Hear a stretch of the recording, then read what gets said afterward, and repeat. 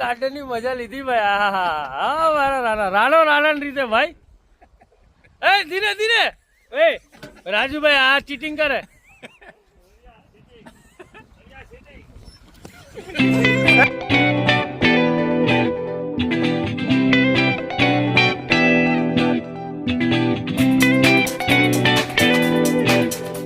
દાદા આહા દાદા બહુ મજા આવે દાદા. જો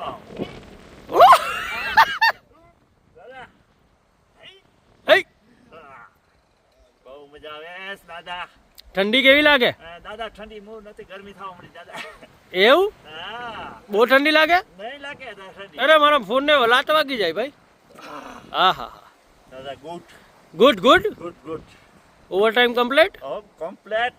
આ બેસી ગયા અમારા નવા મહેમાન જોડે. જો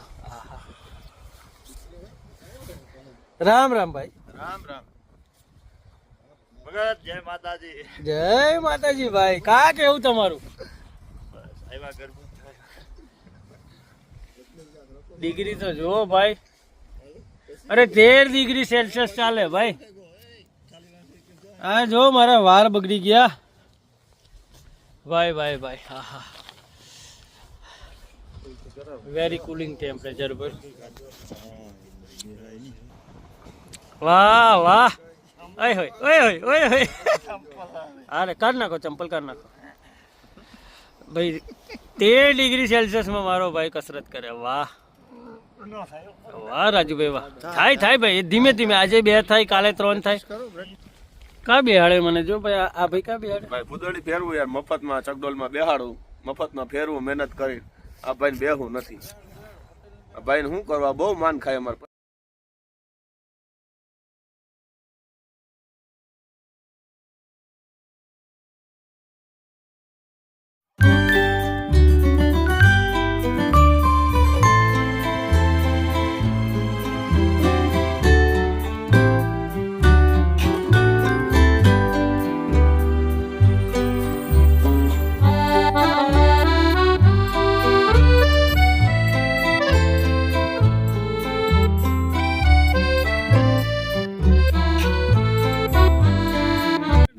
કીધેલું ભાઈ. હું થઈ ગયું પટેલભાઈ એમાં?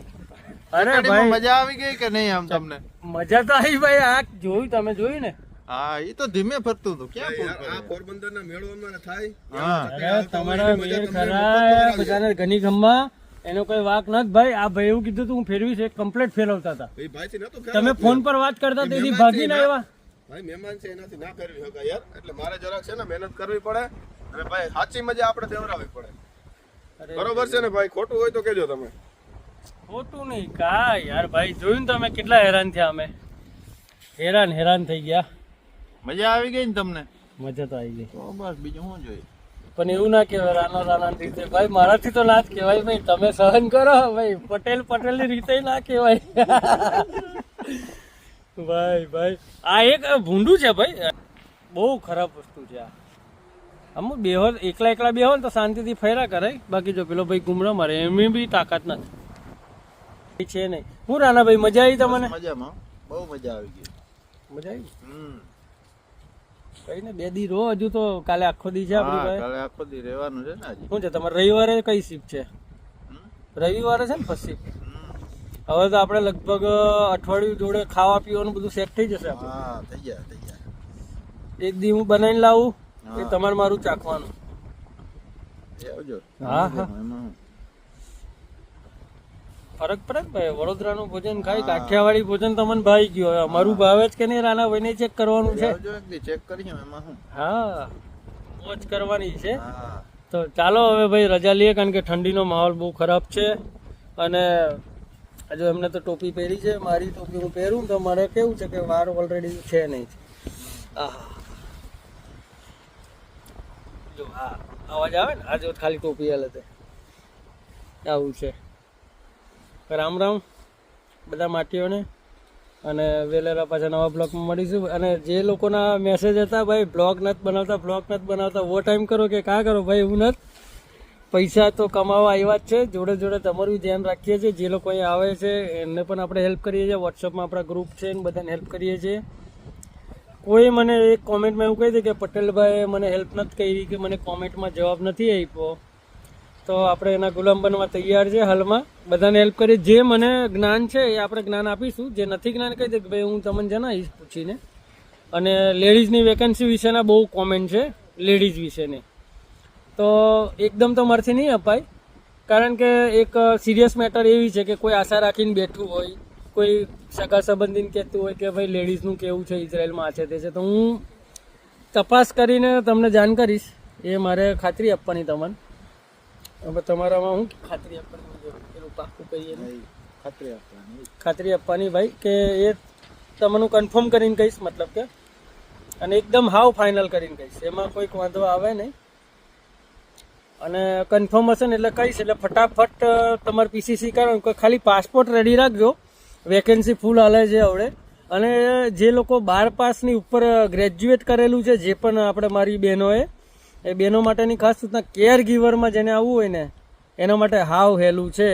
લંડનમાં, યુકેમાં અત્યારે કેર ગીવરમાં બધા બહુ જતા હતા, કેરટેકરમાં 25-30 લાખ રૂપિયામાં ફ્રોડ થાય છે, બધાને ખબર છે. ત્યાં જઈને નોકરીના ઠેકાના નથી હોતા. 700-800 પાઉન્ડ સિંગલનું રહેવાનું, આપણે ઘરનું રેન્ટ આવે છે. બધું મને મતલબ નોર્મલી નોલેજ તમને પણ હશે, જે લોકો કન્ટ્રીમાં સર્ચ કરતા હશે કઈ કન્ટ્રીમાં જવાયા છે તે છે.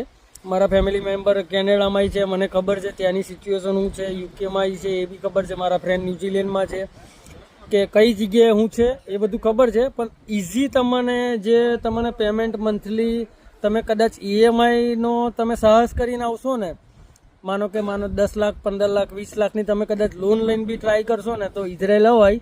અહીં આગળ મંથલી પેમેન્ટ હાવ તમારે ઇઝી પડશે. એકોમોડેશન કંપની આપશે. કાલ ઉઠીને તમારે કંઈ ફરવા જવું હોય તો ટ્રાવેલિંગ કંપની આપે છે. બધું મતલબ સાવ ઇઝી છે, સરળ રીતે થઈ જાય છે. તો એ આપણે શાંતિથી કરીશું. હવે ઠંડી છે, મારાથી બહુ બોલાય એવું નથી. અત્યારે લગભગ 10ની નીચે જતી રહી છે. આપણે 18-20ની ઉપર રહીએ છીએ આપણે ઇન્ડિયામાં, એટલે એની ઉપર આપણે રહેવાની બહુ હેબિટ છે નહીં. તો લેડીઝ માટે ખાલી મારા બહેનો માટે એટલું જ છે સૂચના, કે શાંતિ રાખો. તમને હું 2-3 દિવસમાં એક બ્લોગ બનાવીશ સર્ચિંગ કરી કે હું છે હું નહીં, અને એની પર તમને હું તમારા કોમેન્ટોના જવાબ એક વિડીયોમાં જ બધું પતી જશે. તો રામ રામ. ચાલો દાનાભાઈ, જય માતાજી. જય માતાજી. આવા નવા મહેમાન રોજ આવે એવી અમે અપેક્ષા રાખીએ. જય માતાજી. લંબો